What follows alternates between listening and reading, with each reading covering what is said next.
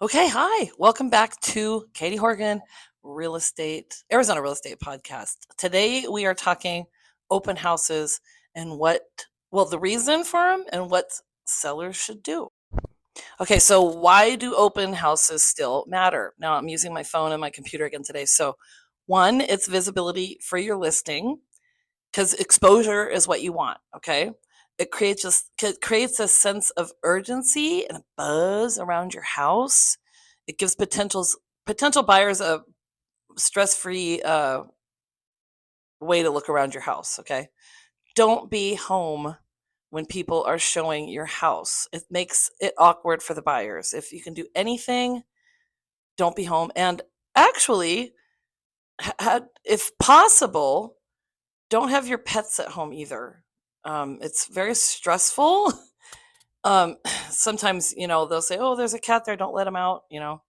But you got to think about these animals sometimes too. So if it's okay if they're there, if they're well taken care of, but if possible, have your pets removed during showings. That is super helpful. Um, it helps you gather feedback rather quickly, especially if you get a good showing for the open house for that days.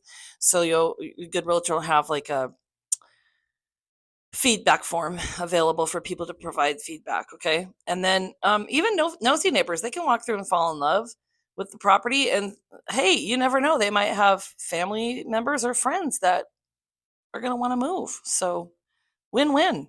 So think of it like Tinder for homes, but people are swiping with their feet instead. Okay, here's some do's and don'ts. Okay, do declutter and depersonalize.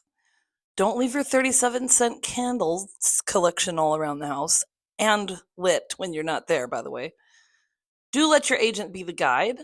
They'll help you with everything. Um, don't hide in the closet. Can you imagine that's happened? Wipe down the baseboards, scrub the kitchen grout. Take a look at these to this before and after kitchen grout. Look at the difference. You might not think that you'll see a big difference. And then here's another one right here. It's not crazy. Sorry. Also, do tidy your closets. Yes, people will look in them. Hopefully, you're not hiding in there, but people will look in them. Look at this one. Nobody wants to walk into a house and see a closet like that. It's different than a garage because if you're selling your home, it's perfectly acceptable to put your stuff in the garage because you're moving and you want to make it look as uh, best presentable as possible. So that's fine. Just keep your closets clean, okay? And please neutralize those weird smells because if your house smells like a combination of wet dog and last night enchiladas, it's going to turn the buyer off. It just does. So just be smart about it. Oh, and make sure your realtor, when they're doing an open house, or whoever is going to do it for that realtor. Sometimes listing agents aren't the ones doing it. I do it sometimes, and then sometimes I have colleagues that do it. But I had taken clients to an open house one time, and the realtor that was holding the open house just sat in a recliner and was watching TV, like watching a basketball game or something, and was like, "Yeah, just look around." Never got up, never introduced himself, nothing. So please make sure that your realtor is not going to do that. As much as I said you shouldn't be home, your realtor doesn't. Your realtor does not need to do that either. Okay. Okay, add fresh flowers or a bowl of lemons for a good smell. Check this out. Isn't this pretty? This is a really pretty display.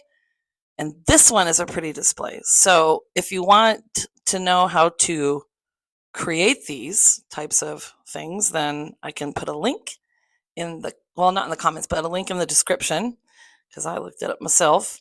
Um, so use light neutral tones to make the home feel bigger.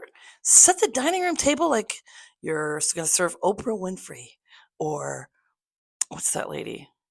What's the one that's the cook? Oh my God, Martha Stewart. Remove anything that screams, "This is my house." Like this. Look at this. This is a great collection of pictures in a family home. And it's amazing, right? Especially if you have all those great memories. But sometimes buyers don't want to see that much of your life. So just, if you're going to move, so take those down and put them in a box and put them up at your next place. Okay, so this is kind of a repeat of some stuff that I've said. So let in the natural light, open the curtains. That makes sense. Have soft music playing, some kind of nice, neutral, maybe not elevator music, but maybe like spa music or something. Leave snacks if you can, bottled water, that's great. Lock up your valuables, your prescriptions, and anything else that's irreplaceable. Okay. Now, typically, you're going to have, well, this is for an open house. So even on agent showings, things can happen, but it's never happened to me.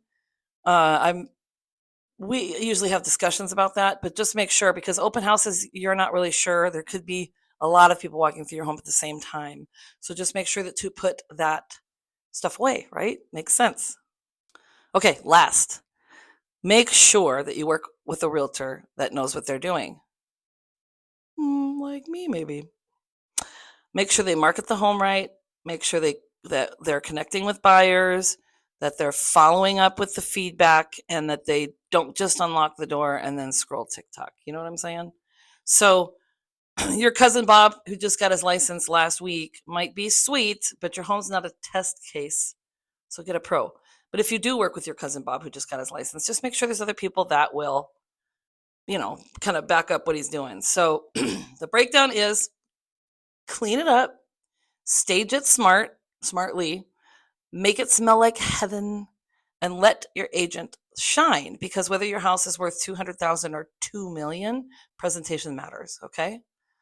So remember, open houses aren't just showings, they're your home's audition. So give it the red carpet moment that it deserves. Boom.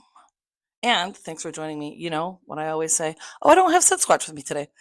But like and subscribe, because Sid Squatch will be happy. Maybe I'll put a picture of him in here. That's Sid Squatch. And then also, he says, the journey begins with you, so be good to yourself. And I always say, the Horgan loves you. So have a good day. And I haven't been doing 2 podcasts a week. I haven't decided if I'm going to do a funny one or just do a series of shorts. So either I have to do that or actually do the series of shorts. So I will see you on the next one.